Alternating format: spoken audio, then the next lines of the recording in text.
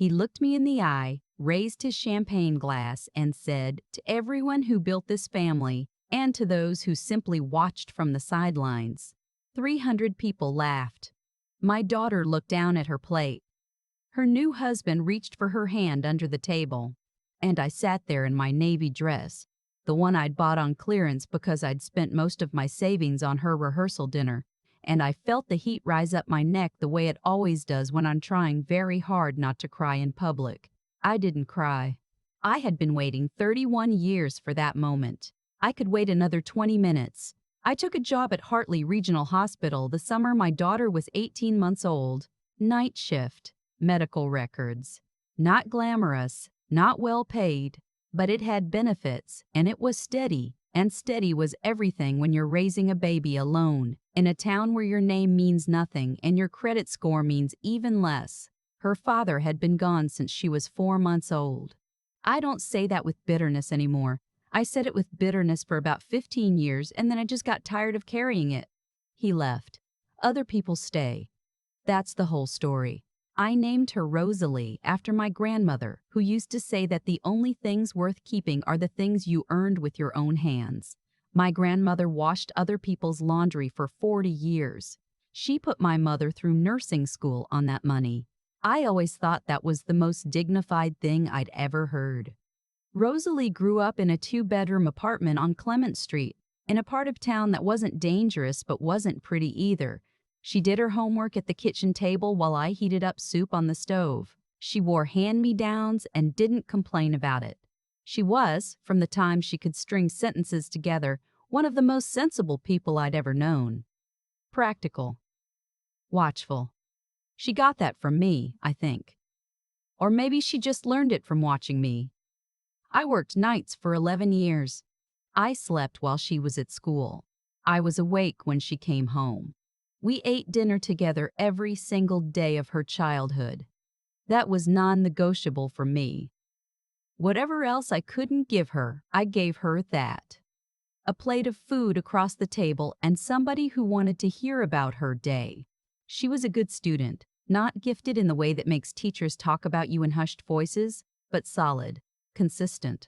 She studied harder than anyone I knew, and she got a partial scholarship to state, and I took out a small loan for the rest. And when she walked across that stage in May of her senior year, I stood in the bleachers and I held my program so tightly it left creases in my palm. That was the first time I cried in public over Rosalie.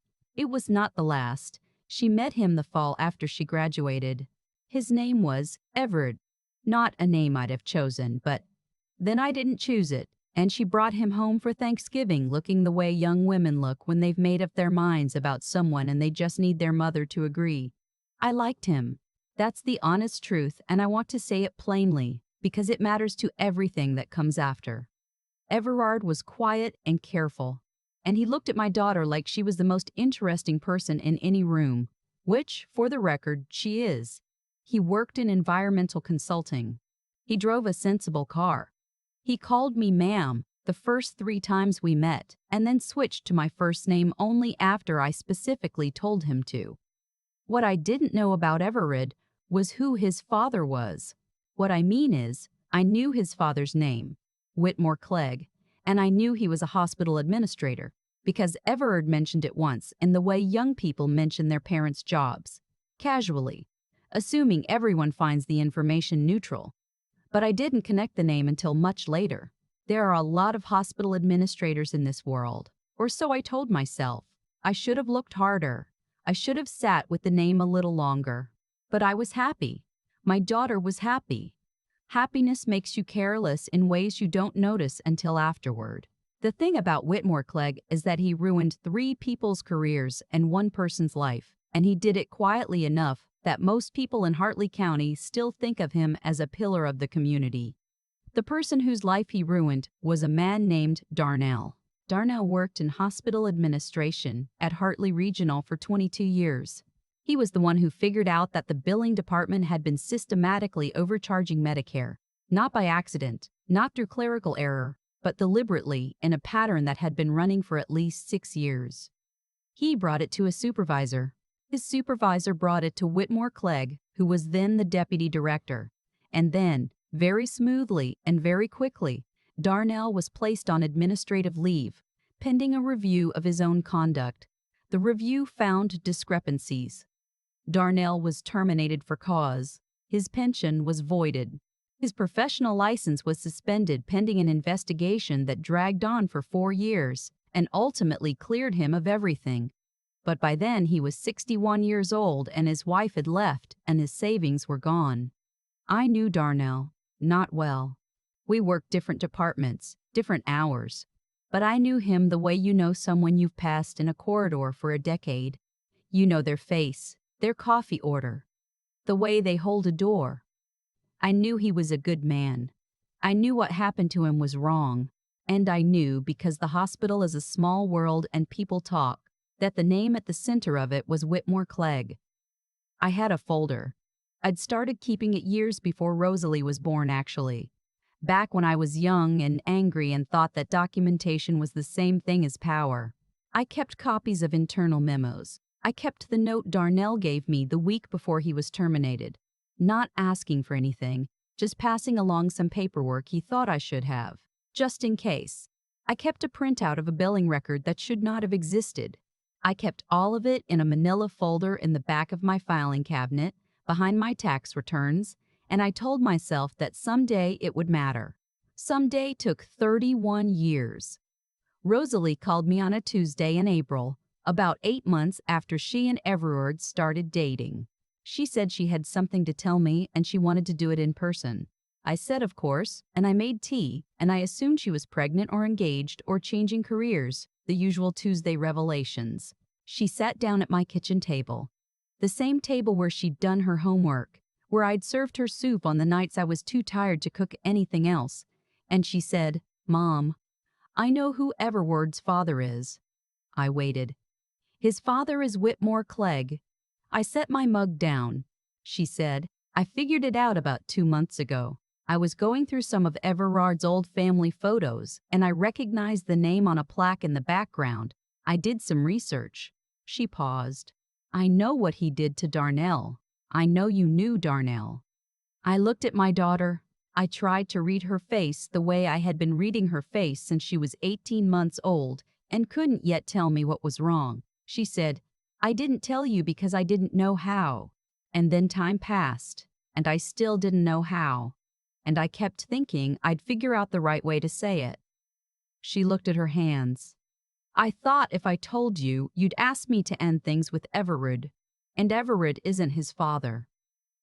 I sat with that for a long moment. "He's not," I said finally. "He's not," she agreed. "He doesn't even know what his father did. I haven't told him. I didn't know how to tell him either." I thought about Darnell. I thought about my folder. I thought about the plaque in the background of a family photo my daughter had found and recognized. I said, "When is the wedding?" She blinked. "What? Are you planning to marry him?" She said, "Yes, I think so." "Yes." "Then we'll need to talk about timing," I said. "But not tonight. I want to be honest about what came next, because I have not always been honest about it, and the dishonesty has cost me things I can't get back. I was hurt. Not just by the situation, by Rosalie, by the fact that she had known something this significant for 2 months and chosen silence. I understood her reasons. I even respected them in a way. But understanding a wound doesn't make it stop hurting. We talked for a long time that night, and we talked again the following weekend. And by the end of those conversations, I had said some things I'm not proud of. Sharp things. The kind you say when you're trying to make someone understand how deep the cut goes. Rosalie said some things too. We were both speaking from pain and neither of us was at our best. She got engaged to Everard 4 months later. I went to the engagement party. I smiled. I toasted them. I hugged her at the door when we said goodnight, and she held on longer than usual, which is how we've always made peace with each other. Not with words, exactly, but with duration. But I was still hurting, and I let that hurt run longer than it should have. I missed a dinner, then a bridal shower planning call, then a dress fitting. I told myself I was busy, which was partly true. I'd gone back to part-time work after retirement, and my schedule was genuinely full. But that wasn't all of it. Some part of me was pulling back. Punishing her maybe without ever using that word. I'm not excusing it. I'm explaining it the way I wish someone had explained it to me. When I was young enough to change it, grief doesn't always look like grief. Sometimes it looks like being too busy to answer the phone. The wedding was in September, at a venue outside Hartley. One of those converted barn properties with string lights and a catering tent and floor-to-ceiling windows looking out over a field. Everard's family had paid for most of it. That fact sat in my chest all day like something I'd swallowed wrong. I was seated at the family table, second row for the ceremony, not first. I noticed. I didn't say anything, but I noticed, and I filed it alongside everything else I'd been filing for 30 years. Whitmore Clegg was exactly what I expected him to be. Tall, silver-haired, the kind of man who enters a room like he's been promised it. He shook my hand at the cocktail hour and said, "So you're Rosalie's mother. She's a remarkable young woman." The way he said it, the pause before remarkable, made it clear he was surprised. As though remarkable were not the natural outcome of a woman like me raising a child. I said, "She is. I'm proud of her." He nodded and moved on to someone more interesting. The toast began after dinner. Everard's best friend spoke first. Funny, warm, a little long. Rosalie's college roommate cried to half of hers. Then Everard spoke, and he looked at my daughter with so much open affection that I felt something loosen in my chest that had been tight for months. Then Whitmore Clegg stood up. He was practiced. I'll give him that. He knew how to hold a room. He talked about legacy and family and the kind of love that lifts a person into their best self. He talked about Everard growing up in a home where excellence was the standard. He talked about Rosalie being a wonderful addition to a family built on achievement. And then he raised his glass and said it. To everyone who built this family and to those who simply watched from the sidelines. He looked at me when he said it. Just for a moment, just long enough. The table laughed. A few people near the back laughed too, not knowing what they were laughing at, just following the sound. My daughter looked down at her plate. I reached into my handbag. I had carried the folder for so long that it had become part of my routine, the way some women carry rosaries. I brought it today in a plain cream envelope because I had known, not hoped, not guessed, I had known that Whitmore Clegg would say something. Men like him always do. Public occasions make them feel invincible. I stood up. I don't have a loud voice. I never have. But I have learned, in 63 years on this earth, that you don't need volume if you have timing.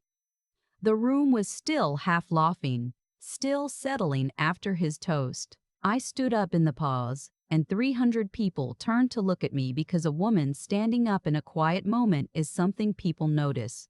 I said, "I'd like to say something, if I may." Someone started to object, one of the event coordinators, I think, and then Rosalie said clearly and without hesitation, "Let her speak." I looked at Whitmore Clegg. I said, "You're right that I watched." I said, "You're right that I watched." I watched for 31 years. I watched when your billing department submitted fraudulent Medicare claims for 6 consecutive fiscal years. I watched when Darnell was terminated for reporting it. I watched when his pension was voided and his license was suspended and his family came apart at the seams. I held up the envelope, and I kept records. The room was completely silent. I said, "I have copies of internal communications directing the billing irregularities to continue. I have a memo with your name on it. I have a sworn statement from Darnell, taken 4 years ago when he was finally cleared, in which he names you by name and describes the meeting in which you told him that if he continued to make noise, he would lose everything." I paused. He lost everything anyway. But he gave me this, in case a day came when it might matter. Whitmore Clegg's face had gone the color of old paper. I said, "This information has been provided to the State Health Oversight Board and to a journalist at the Hartley Courier who will be publishing a full account next Thursday. I'm not telling you this to threaten you. I'm telling you because I think you should know that sidelines are where people watch, and I have been watching very carefully. I set the envelope on the table in front of his place setting. Then I turned to my daughter. Rosalie was looking at me with an expression I hadn't seen on her face since she was 7 years old and had fallen off her bike and couldn't decide whether to laugh or cry. Something cracked open in my chest. I said, "I love you." I should have said that more this year, and I'm sorry that I didn't. She stood up and crossed the room and put her arms around me, and I held on. I held on the way she used to hold on when she was small and something had frightened her. Someone was crying somewhere in the back. I didn't look to see who. The Hartley Courier ran the story on a Thursday as promised. By the following Monday, the State Health Oversight Board had opened a formal inquiry. By the end of the month, Whitmar Clegg had retained a defense attorney and submitted his resignation from the hospital board he'd sat on for 19 years.